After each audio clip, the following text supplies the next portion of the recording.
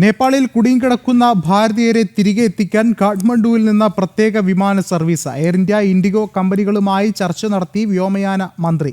സർവീസുകൾ ഉടൻ ആരംഭിക്കാൻ ടിക്കറ്റ് നിരക്കുകൾ നിയന്ത്രണ വിധേയമാക്കണമെന്ന് നിർദ്ദേശം നൽകിയതായും വ്യോമയാന മന്ത്രി റാംമോഹൻ നായിഡു അറിയിച്ചു.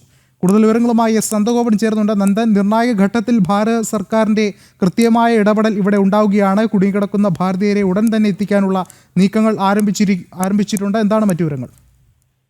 വിഷ്ണു, വിനോദസഞ്ചാരത്തിനും മറ്റും പോയ ഏതാണ്ട് 700-ലധികം ഭാരതീയരാണ് അവിടെ നേപ്പാളിൽ കുടുങ്ങിക്കിടക്കുന്നത്. അതിൽ 40 പേർ മലയാളികൾ അടക്കമുള്ളവർ ഉൾപ്പെടുന്നു.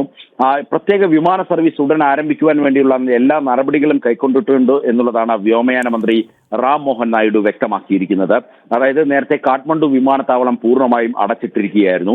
അതാണ് വ്യോമയാന മാർഗം വഴി അല്ലെങ്കിൽ വിമാനം വഴി ആൾക്കാരെ രാജ്യത്തേക്ക് എത്തിക്കുവാനുണ്ടായിരുന്ന ഒരു ഏക തടസ്സം എന്നത് അതിപ്പോൾ മാറിക്കിട്ടിയിരിക്കുന്നു. നിലവിൽ കാഠ്മണ്ഡു വിമാനത്താവളത്തിന്റെ സുരക്ഷാ ചുമതലയും പ്രവർത്തന ചുമതലയും മറ്റും സൈന്യം ഏറ്റെടുത്തിരിക്കുന്ന സാഹചര്യമാണ്. അതുകൊണ്ട് തന്നെ ഇപ്പോൾ കാഠ്മണ്ഡു വിമാനത്താവളം തുറന്നിരിക്കുന്നു.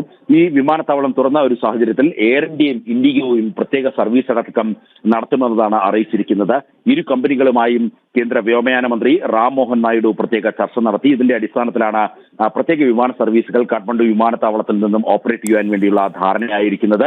ഒപ്പം തന്നെ അവിടെ നിന്നും ഇതുമായി ബന്ധപ്പെട്ട ടിക്കറ്റ് നിരക്കുകൾ അത് ക്രമീകരിച്ച് മാത്രമേ അല്ലെങ്കിൽ നിയന്ത്രണ വിധേയമായി മാത്രമേ കാഠ്മണ്ഡുവിൽ നിന്നും ഡൽഹിയിലേക്കുള്ള ടിക്കറ്റ് നിരക്കുകൾ വാങ്ങാവൂ എന്നുള്ള നിർദ്ദേശവും കേന്ദ്ര വ്യോമയാന മന്ത്രാലയം നൽകിയിട്ടുണ്ട്. വിഷ്ണു, ശരി, എസ് നന്ദഗോപനാണ് വിവരങ്ങൾ നൽകിയത്.